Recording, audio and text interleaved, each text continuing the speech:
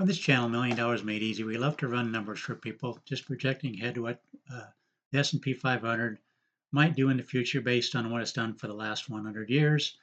And so just give you some kind of a ballpark figure. So I just ask people to give me numbers and I go ahead and run them. I just got some numbers from a 26-year-old. He says he has 16,000 saved up now. And he says he can afford 1,300 a month. He just wanted to see where he might be out about retirement age. If he's 26, we're probably be looking at the 35-year column, maybe 61 there, maybe even 66 in the 40-year.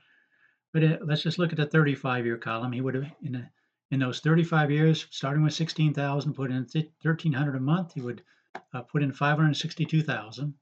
What we're going to do is see the returns for every single 35-year period from 1924 on, the last 100 years. I'm going to see what those amounts would have been. And down through this column, these are the results. And in the worst 35-year period in the last 100 years, with these numbers, with this kind of investment, you'd have $4.301 million. The median in this column be 5.99.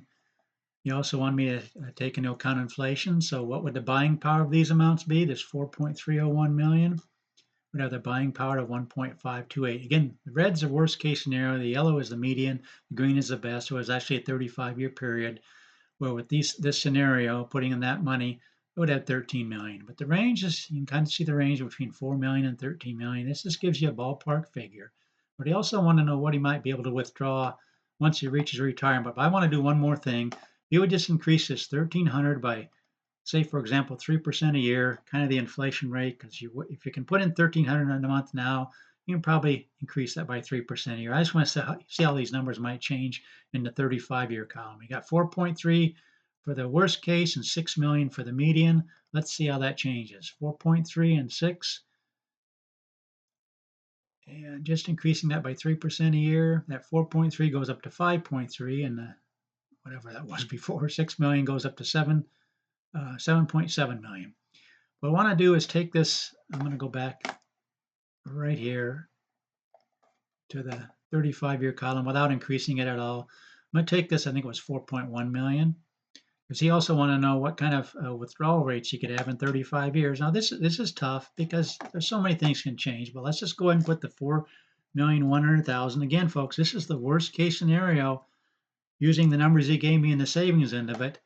He wanted to know what he might be able to withdraw in 35 years. Well, there's so much that can happen in 35 years, but we always like to see what the 4% rule might yield him. So 4 million, I'm going to guess that's, again, it's just a wild guess.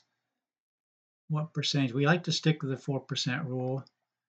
11,000 a month isn't even that. Remember, this is in future dollars. They aren't going to have near their buying power that 11,000 would have now, but let's go ahead and go with, how about 13.25, 13. There we go. 13,500 will be a 3.95%. So that's about what you could be looking at in the future. If again, this 4.1 million, remember that was the worst case scenario. I mean, we could be doing 6 million here and it totally changes.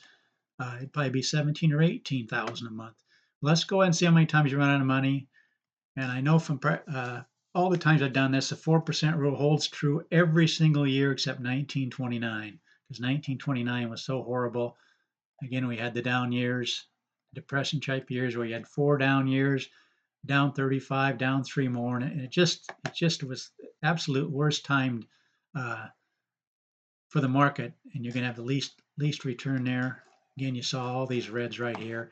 2000 was kind of iffy too because you had the 3 down in that one. But anyway, this is what you end up with, where you could withdraw as long as you stay close to this 4% rule. That's why so much disagree with Dave Ramsey's 8% rule, because that's when it really runs you out of money. But in this case scenario, you'd be just fine. I just want to run the numbers for this individual. That's what we do for people. So with this scenario, 16,000, 1,300 a month, after 35 years, had this amount of money. Again, this is the worst case scenario. When you plugged in over here, the worst case scenario, and we took out 4% rule, and that's about what you could take out down to 13.5. Of course, that's not going to have near the buying power in the future as it does today, but I just wanted to run the numbers for him. That's what we do in this channel. We run numbers for people. If you want me to run numbers for you, just put it in the comment section. This gives you some kind of a rough idea Otherwise, you'd have no idea what 16,000 and 1,300 a month would accumulate to. So that's why I like to use the historical returns of something over 100 years and just find the range for you. So please consider subscribing to this channel. Tell your friends about it. Tell them there's a channel out there that will run numbers for them. They're not exact in any way. They're just approximations using historical data. But please subscribe, share this with friends, like the video, and thanks for watching.